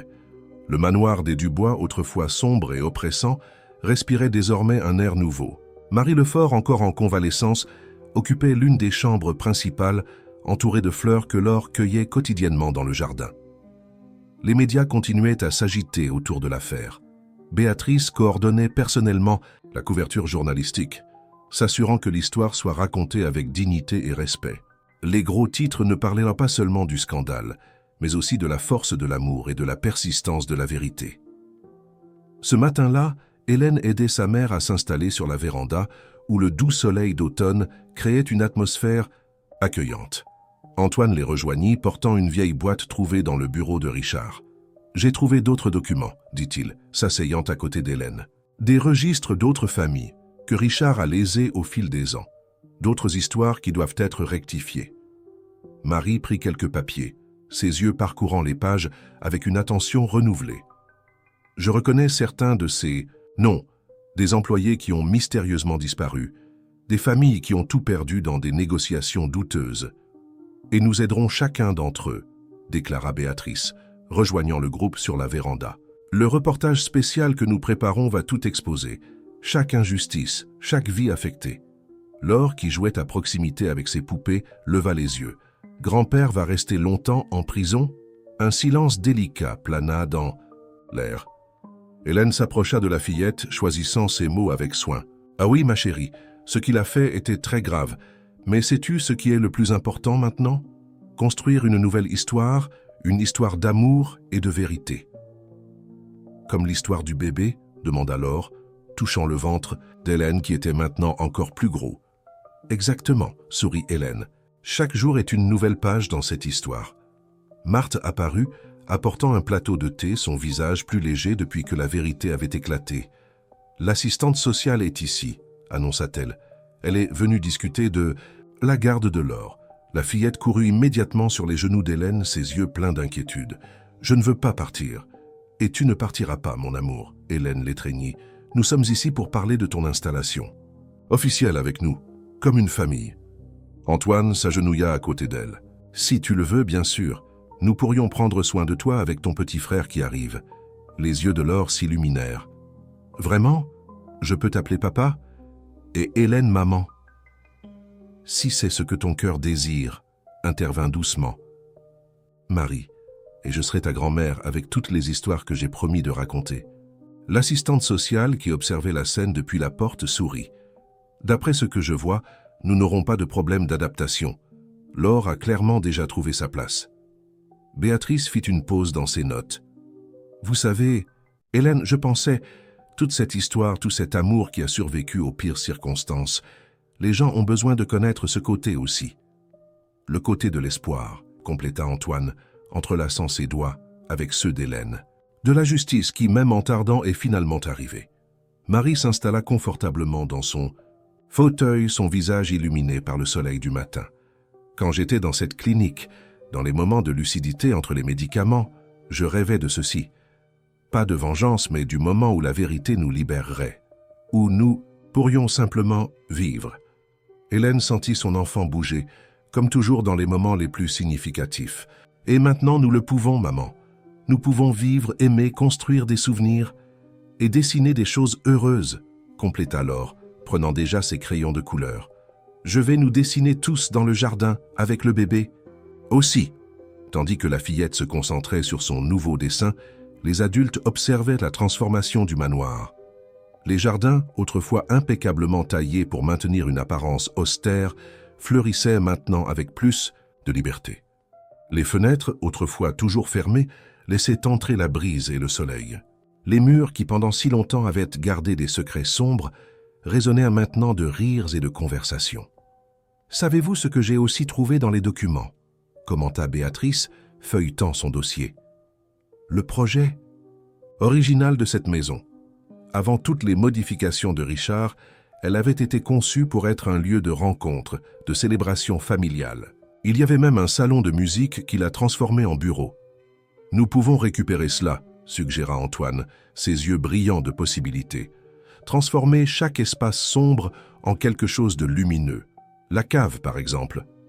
Deviendra une bibliothèque, » compléta Hélène. « Un endroit où les histoires peuvent être préservées et partagées, non enterrées. » Marie sourit, des larmes silencieuses de joie coulant sur son visage. La vie est vraiment surprenante. Après tant de souffrances, nous voilà planifiant un avenir, ensemble. L'automne avançait, teintant les jardins du manoir de tons dorés et rouges. 3 mois s'étaient écoulés depuis les grandes révélations, et la transformation du lieu était remarquable. L'ancien bureau de Richard était devenu une salle de musique où Laure pratiquait le piano chaque matin. La cave, autrefois prison, d'Antoine, était en cours de rénovation pour abriter la bibliothèque communautaire qu'Hélène rêvait de créer. Cet après-midi-là, le manoir bouillonnait d'une activité spéciale. Béatrice avait organisé une rencontre avec d'autres familles, affectées par les actions de Richard, une réunion de guérison et de réconciliation. « Il est important que ces histoires se connectent », expliquait Béatrice en arrangeant des chaises dans le jardin d'hiver. « Chaque personne qui a été lésée doit savoir qu'elle n'est pas seule. » Hélène, maintenant au 8e mois de grossesse, observait les préparatifs avec émotion. Son enfant bougeait constamment, comme s'il était aussi impatient pour la rencontre. Antoine s'approcha, apportant quelques chaises supplémentaires. « Comment te sens-tu » demanda-t-il, embrassant tendrement son front. « Anxieuse, mais d'une bonne façon, » répondit Hélène, caressant son ventre. « C'est comme si nous fermions un chapitre pour en commencer un autre, plus lumineux. » Marie, qui devenait chaque jour plus forte, aidait Marthe à organiser un simple buffet pour les invités. Sa récupération était remarquable. Les médecins disaient que l'amour et le soutien familial faisaient des miracles. « Regardez qui arrive », annonça Laure depuis la porte, courant à l'intérieur. Derrière elle entrait une dame élégante que tous reconnurent des photos anciennes. C'était Madame Cécile, l'ancienne gouvernante qui avait enregistré l'aveu de Richard des années auparavant. « J'ai pensé qu'il était temps de revenir », dit Cécile, ses yeux brillants de larmes contenues. quand Béatrice m'a trouvé en Europe et m'a raconté tout ce qui s'était passé. Marie fut la première à l'embrasser. Les deux femmes se tinrent l'une l'autre pendant un long moment, des années d'histoire partagée coulant entre elles. « Vous avez essayé de me prévenir cette nuit-là, » murmura Marie. « À propos de Richard, de tout. Et maintenant je suis ça ici pour aider à raconter la véritable histoire, » répondit Cécile, sortant de son sac un vieux carnet. « J'ai tenu un journal toutes ces années, enregistrant chaque détail dont je me souvenais. » Peu à peu, d'autres invités commencèrent à arriver. Il y avait d'anciens employés du manoir, des familles qui avaient perdu leur propriété dans des transactions frauduleuses, des personnes qui portaient des cicatrices similaires du passé. Chacun apportait sa propre histoire de douleur, mais aussi de survie. Laure circulait parmi les invités avec un panier de biscuits, s'arrêtant occasionnellement pour montrer ses dessins, maintenant toujours colorés et pleins de vie. La fillette avait un talent spécial pour faire sourire les gens, même lorsqu'ils partageaient des souvenirs difficiles. « Vous savez, » commenta Béatrice en réunissant tout le monde en cercle, « quand j'ai commencé à enquêter sur cette histoire il y a 15 ans, je pensais chercher seulement la justice, mais nous avons trouvé bien plus que cela. Nous avons trouvé la guérison, le pardon, des recommencements. » Antoine se leva, sa voix ferme atteignant tous les présents. « Chaque personne dans ce jardin porte une partie de cette histoire, et ensemble, nous pouvons transformer des années de douleur en espoir pour l'avenir. » Hélène observa le groupe réuni, ressentant une vague de gratitude. Là se trouvèrent des personnes qui avaient tant perdu, mais qui avaient choisi d'utiliser leurs expériences pour aider les autres.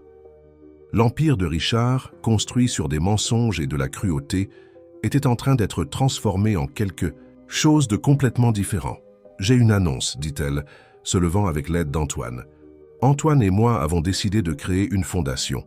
En utilisant une partie des ressources récupérées, nous aiderons d'autres familles qui ont traversé des situations similaires. Offrir un soutien juridique, psychologique, financier et... Nous l'appellerons la Fondation Marie Lefort, compléta Antoine souriant à sa belle-mère, en hommage à une femme qui n'a jamais perdu espoir en la vérité. Marie couvrit son visage de ses mains, émue. Laure courut l'embrasser, suivie par Hélène. Bientôt, l'étreinte se transforma en un moment collectif d'affection et de soutien. « Le bébé donne beaucoup de coups, » rit Hélène entre ses larmes. « Je pense qu'il approuve aussi l'idée. » « Ou elle, » corrigea Laure avec un sourire entendu. « Dans mes dessins, c'est une fille. Et tes dessins ne se trompent jamais, n'est-ce pas ?» Sa Béatrice fit un clin d'œil, faisant rire tout le monde. Le soleil commençait à se coucher, peignant le jardin d'hiver de tons dorés. Les histoires continuaient à couler, maintenant plus légères, chargées d'espoir. Le manoir, qui avait si longtemps été un symbole d'oppression et de secret, se transformait enfin en ce qu'il aurait toujours dû être, un lieu d'accueil, d'amour et de vérité. L'hiver arriva au manoir, apportant une atmosphère de renouveau. Les travaux de la bibliothèque dans l'ancienne cave étaient presque terminés, et la Fondation Marie Lefort avait déjà commencé son travail, aidant 3 familles à récupérer leurs propriétés perdues dans des négociations frauduleuses avec Richard. Ce matin-là, Hélène était assise dans la nouvelle salle de musique, observant Laure jouer du piano. La fillette avait développé un talent particulier pour la musique, surtout après qu'Antoine ait commencé à lui enseigner les mêmes mélodies qu'il avait maintenues sain d'esprit pendant sa captivité. « C'est la musique du bébé », commenta Laure, ses doigts dansant doucement sur les touches. « Elle bouge toujours quand je joue celle-ci. » Hélène sourit, caressant son ventre maintenant énorme. Il ne restait que 2 semaines avant l'accouchement, et tout le manoir semblait vibrer d'expectative. Marie avait transformé l'une des chambres en une nurserie accueillante, décorée avec les dessins les plus joyeux de Laure. Béatrice entra dans la pièce, portant un épais dossier. « Le procès de Richard a été fixé, » annonça-t-elle doucement. « Mais avant, il a demandé à te parler, Hélène. » Un lourd silence tomba sur la pièce. Antoine, qui arrangeait des partitions, se retourna brusquement. « Non, dit-il fermement, il n'en a pas le droit. »« C'est à Hélène de décider, » pesa Béatrice. « Et peut-être que c'est important pour la clôture de cette histoire. » Hélène ferma les yeux, sentant son bébé bouger avec inquiétude. « Qu'a-t-il dit? Pourquoi veut-il me voir ?»« Il a mentionné ta mère, » répondit Béatrice avec précaution. « Il a dit qu'il y a d'autres choses que nous devons savoir. » Marie, qui était arrivée silencieusement à la porte, s'approcha de sa fille. « Tu ne lui dois rien, Hélène, mais si tu veux y aller, nous serons tous avec toi. » La décision ne fut pas facile, mais Hélène savait qu'elle devait affronter ce dernier chapitre. Le lendemain, accompagnée de Béatrice et d'un avocat, elle entra dans la salle des visites de la prison où Richard attendait son procès. L'homme qui avait terrorisé tant de vies semblait plus petit maintenant, vieilli par les mois en prison. Quand Hélène entra, quelque chose changea dans ses yeux, une lueur de remords. « Tu as sa force, dit-il après un long silence, la même force que ta mère avait. »« N'osez pas parler d'elle, répondit Hélène, sa voix ferme. « Pourquoi m'avez-vous fait venir ici ?» Richard s'agita inconfortablement sur sa chaise. « Parce que tu mérites de connaître toute la vérité, sur ta mère, sur mon père, sur tout. » Il révéla alors une histoire que personne n'attendait. Marie Lefort n'avait pas été seulement une employée de plus ayant découvert des secrets gênants. Elle était la fille illégitime du père de Richard, fruit d'une relation avec une ancienne domestique. « Mon père ne l'a jamais reconnue publiquement, » continua Richard, sa voix basse. Mais il a laissé une lettre confessant tout. Quand Marie a commencé à travailler au manoir, elle ne le savait pas.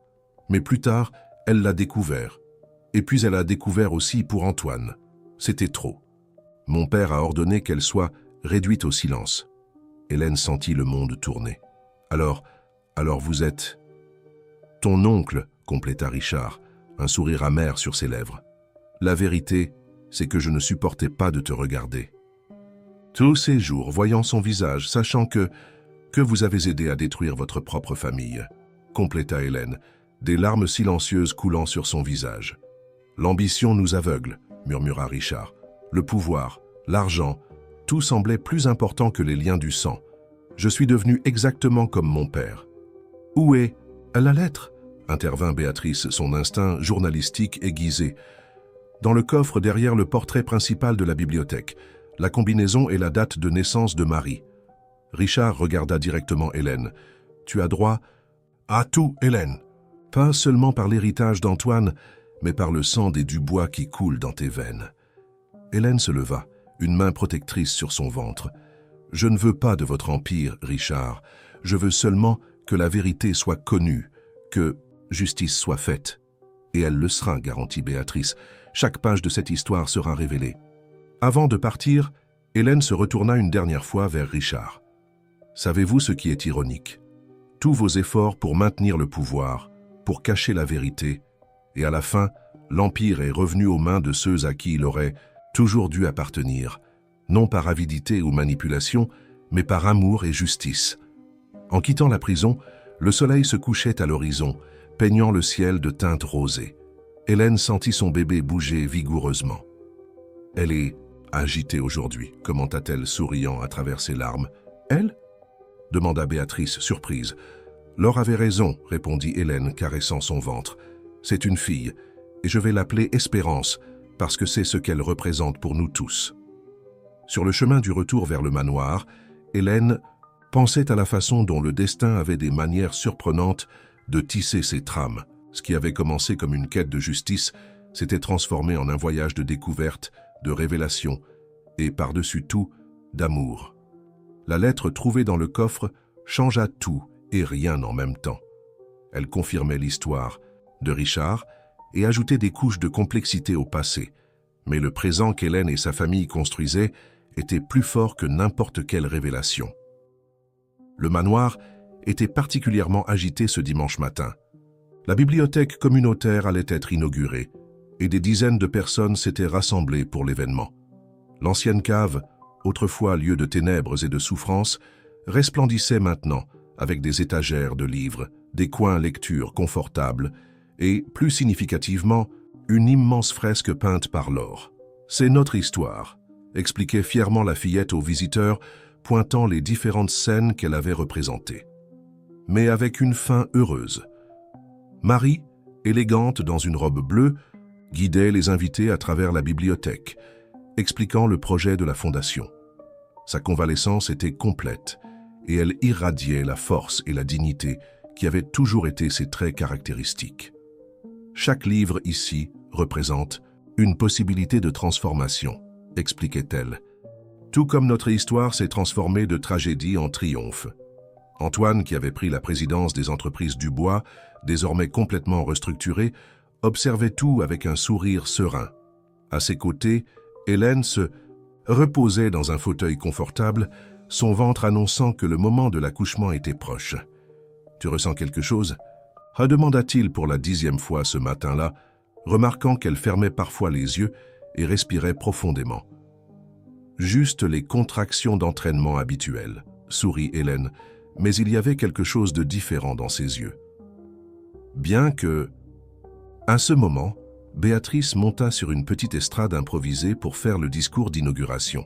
« Aujourd'hui, nous ne célébrons pas seulement l'ouverture d'une bibliothèque, » commença-t-elle. « Nous célébrons la victoire de la vérité, sur les ombres, de l'amour sur la peur, de la justice sur l'oppression. » Un murmure d'approbation parcourut l'assistance, composée de nombreuses familles qui avaient été aidées par la Fondation au cours des derniers mois. Parmi eux se trouvait Cécile, l'ancienne gouvernante, qui coordonnait maintenant un projet de soutien aux employés ayant subi des abus dans des maisons de famille puissantes. Cette bibliothèque naît du rêve d'une femme qui n'a jamais cessé de croire, continua Béatrice regardant Marie, et grandit avec les histoires de tous ceux qui... Hélène, la voix alarmée d'Antoine interrompit le discours. Je crois que c'est le moment. Un brouhaha d'excitation s'empara de l'assemblée. Hélène, maintenant clairement en travail, souriait entre les contractions. Il semble qu'Espérance ait choisi un moment bien significatif pour arriver. Les murs le savaient, déclara Laure avec sa sagesse particulière. C'est pour ça qu'ils étaient si agités aujourd'hui. Ce qui suivit fut une chorégraphie parfaite de soutien et d'amour. Pendant qu'Antoine et Marie accompagnaient Hélène à l'hôpital, Béatrice prit en charge la coordination de l'événement, transformant l'inauguration en une double célébration. 12 heures plus tard, à l'aube du jour suivant, Espérance. Marie vint au monde. Ses premiers cris résonnèrent dans l'hôpital comme un hymne de victoire, annonçant non seulement une naissance, mais le début d'un nouveau chapitre. « Elle a tes yeux », murmura Antoine à Hélène, émerveillé par la petite dans ses bras, et le sourire de ta mère. Marie, qui observait la scène, les larmes aux yeux, s'approcha de sa petite fille, et la force de toutes les femmes qui l'ont précédée, mais sans les chaînes qui nous retenaient. Laure, qui avait insisté pour rester éveillée afin de rencontrer sa sœur, s'approcha du lit d'hôpital avec un nouveau dessin. Dessus, toute la famille était réunie dans le jardin du manoir, y compris la petite Espérance, représentée par un petit paquet rose dans les bras d'Hélène. « Maintenant, la famille est vraiment complète », déclara la fillette, satisfaite. Béatrice, qui venait d'arriver avec des fleurs, sourit en voyant la scène. « Savez-vous ce qui est le plus beau? Cette histoire ne s'arrête pas ici. Chaque personne que vous aiderez à travers la Fondation, chaque vie transformée par la bibliothèque, chaque vérité révélée, tout cela fera partie de l'héritage d'Espérance. » Hélène regarda sa fille nouveau-née, émerveillée par la perfection de ses petits doigts, la douceur de sa peau, la promesse infinie dans son regard tout juste ouvert. Dans ses bras ne reposait pas seulement un bébé, mais la matérialisation d'un rêve qui avait commencé avec sa mère, grandi à travers son propre parcours et se multiplierait maintenant à travers les générations futures. « Bienvenue au amante petite Espérance », murmura-t-elle, embrassant le front de sa fille. « Ton histoire commence non pas avec des secrets et des ombres, mais avec amour et vérité, et elle sera plus belle que n'importe lequel d'entre nous n'aurait pu l'imaginer. » 6 mois s'étaient écoulés depuis la naissance d'Espérance. Le printemps était arrivé au manoir, transformant les jardins en un spectacle de couleurs et de vie. La petite Espérance grandissait forte et en bonne santé, entourée par l'amour de sa famille particulière et unique. La bibliothèque communautaire était devenue un véritable centre de transformation. Tous les après-midi, Marie coordonnait des groupes de soutien pour les femmes qui cherchaient à reconstruire leur vie. Les histoires qui auparavant étaient chuchotées dans l'ombre trouvaient maintenant une voix et un accueil entre ces murs. Chaque personne qui passe cette porte porte une histoire de dépassement, commentait Marie à Hélène, tandis qu'elles observaient un nouveau groupe se réunir. Comme nous, elles apprennent à transformer la douleur en force. Hélène, avec Espérance blottie dans ses bras, souriait en voyant Laure aider à organiser les livres sur les étagères. La Fillette avait développé un projet spécial, une section dédiée uniquement aux histoires de recommencement et de dépassement. « Savez-vous ce qui est le plus incroyable ?» commenta Béatrice, entrant dans la bibliothèque avec un dossier de documents. « Votre cas a inspiré une série d'enquêtes dans d'autres familles puissantes. Les gens commencent à avoir le courage de parler, de dénoncer des abus gardés secrets pendant des années. » Antoine, qui partageait maintenant son temps entre l'administration des affaires et des projets sociaux, rejoignit le groupe. Et chaque nouveau cas que nous découvrons, chaque famille que nous aidons, est une façon de réécrire non seulement notre histoire, mais celle de toute une société. Le son du piano commença à flotter dans l'air. Laure pratiquait dans E, la salle de musique. La mélodie, autrefois associée aux moments de solitude et de désespoir d'Antoine, berçait maintenant des moments de joie et d'union. « Elle a un don spécial », observa Cécile, s'approchant avec un plateau de thé. L'ancienne gouvernante était devenue une présence constante au manoir, aidant à coordonner les projets de la fondation. Pas seulement pour la musique, mais pour guérir les cœurs. Hélène observa sa famille réunie. Sa mère, forte et restaurée.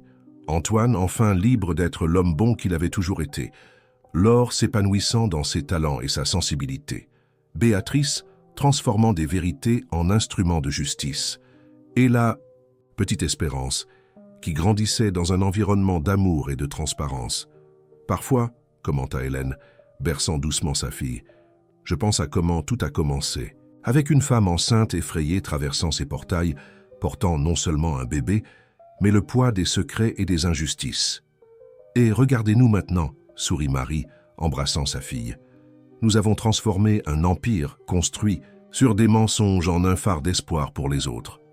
À ce moment, comme si elle comprenait l'importance de la conversation, Espérance ouvrit ses yeux, les mêmes yeux déterminés que sa grand-mère, et sourit. Laure, qui avait terminé sa musique, courut vers sa sœur. Elle sourit comme ça chaque fois que je lui raconte des histoires sur notre famille, expliqua la fillette avec sa sagesse particulière. Je crois qu'elle sait que c'est une histoire spéciale. Antoine s'approcha en lassant Hélène par derrière. C'est plus que spécial, c'est une histoire de rédemption, de comment l'amour peut vaincre même les ombres les plus profondes. Et ça ne s'arrête pas là, ajouta Béatrice, ses yeux brillants d'enthousiasme pour de nouveaux projets. La fondation s'étend. Nous allons ouvrir des centres de soutien dans d'autres villes, apporter l'espoir à plus de personnes. Hélène observa le soleil de l'après-midi entrant par les fenêtres de la bibliothèque, créant des motifs dorés sur le sol. Ces mêmes fenêtres qui avaient autrefois été témoins de tant de souffrance, encadraient maintenant une scène de pur bonheur. « Savez-vous ce qui est le plus beau ?» réfléchit Marie, prenant Espérance dans ses bras. « Chaque personne que nous aidons écrit sa propre histoire de dépassement. C'est comme si nous créions un réseau infini de recommencement. » Laure, qui était retournée à ses dessins, leva son nouveau travail. Un arbre luxuriant dont les branches s'étendaient sur tout le papier. Sur chaque feuille, elle avait écrit des noms, les noms de toutes les personnes que la Fondation avait aidées. « C'est notre arbre de l'espoir », expliqua-t-elle, « et il a encore beaucoup d'espace pour grandir. » Hélène sentit des larmes de joie monter à ses yeux. Le manoir, autrefois symbole d'oppression et de secret, s'était transformé en un véritable foyer, un lieu où les histoires de douleur se transformaient en récits de dépassement et d'amour. « Tu avais raison, Laure », sourit Hélène embrassant sa fille aînée. « C'est vraiment une histoire spéciale. Et le meilleur de tout, elle continue à s'écrire tous les jours dans chaque vie que nous touchons, dans chaque vérité que nous révélons, dans chaque cœur que nous aidons à guérir. » Le soleil se couchait à l'horizon, peignant le ciel de tons roses et dorés, quand Hélène monta à l'ancien bureau de Richard, maintenant transformé en un espace accueillant pour les réunions de la Fondation. C'était le premier anniversaire d'Espérance et le manoir était décoré pour une célébration spéciale. Au centre de la pièce, une table ancienne gardait le journal de sa mère, la lettre révélatrice du père de Richard et une collection grandissante d'histoires, des récits de personnes qui avaient trouvé force et recommencement grâce à la Fondation Marie Lefort. « Maman !» Laure entra en courant, ses yeux brillants d'excitation. « Tout le monde est déjà arrivé, et j'ai apporté une surprise. » La surprise était un nouveau dessin, plus grand et plus élaboré que tous les précédents. On y voyait le manoir représenté, non pas comme il était avant, sombre et imposant, mais comme il était devenu, un lieu de lumière, de couleur et de vie. Dans le jardin, des dizaines de petites figures représentaient toutes les personnes qui avaient fait partie de leur histoire de transformation. « C'est magnifique, mon amour. » Hélène embrassa sa fille, émue. « Je n'ai pas encore fini, » sourit Laure, mystérieuse. « Il manque encore les nouvelles histoires qui vont arriver. » Béatrice apparut à la porte portant un dossier de documents, et elle ne cesse d'arriver. 3 nouvelles familles nous ont contactés cette semaine, toutes avec des histoires similaires à la nôtre. Hélène descendit à la fête avec Laure, trouvant le jardin transformé en un espace magique. Des lanternes colorées pendaient entre les arbres. Des tables étaient disposées avec des fleurs et des photographies racontant leur parcours. Et au centre de tout, un gâteau décoré sur le thème « Espérance ». Antoine tenait l'anniversaire. Dans ses bras, qui riait et tendait les bras à tous ceux qui passaient. Marie, élégante dans une robe verte, conversait avec certaines des femmes qui avaient trouvé du soutien dans la fondation. « C'est incroyable comme tout a changé », commenta Antoine quand Hélène les rejoignit. « Il y a 2 ans, qui aurait imaginé cette scène? Les murs le savaient », déclara Laure avec sa sagesse habituelle, faisant sourire tout le monde. Ils attendaient juste quelqu'un d'assez courageux pour changer l'histoire. La fête se déroulait avec une joie contagieuse. Des histoires étaient partagées, des rires résonnaient dans les jardins, et l'amour remplissait chaque espace qui avait autrefois abrité peur et secret. Quand vint le moment de chanter Joyeux anniversaire, Hélène regarda autour d'elle, son cœur débordant de gratitude. Là se trouvaient toutes les personnes qui avaient rendu cette transformation possible. Béatrice, avec sa détermination infatigable pour la vérité, Marthe, qui avait trouvé le courage de faire ce qui était juste, Cécile, qui n'avait jamais abandonné la lutte pour la justice, et tant d'autres qui s'étaient joints à leur voyage. Avant que nous chantions, Marie prit la parole, sa voix forte et émue. « Je voudrais porter un toast, pas seulement à notre petite espérance, mais à tous ceux qui ont le courage de croire au recommencement, à tous ceux qui transforment la douleur en force, la peur en courage et l'obscurité en lumière. » Tandis que les voix s'unissaient pour chanter Joyeux anniversaire, Hélène sentit une certitude profonde dans son cœur. Ce n'était pas une fin, mais un véritable recommencement. Chaque histoire transformée, chaque vie touchée, chaque vérité révélée était un nouveau chapitre dans un récit infini d'espoir et d'amour. Le soleil s'était complètement couché maintenant, mais le jardin brillait de sa propre lumière, la lumière des lanternes, des sourires, des regards de gratitude et de la certitude que demain serait encore plus lumineux.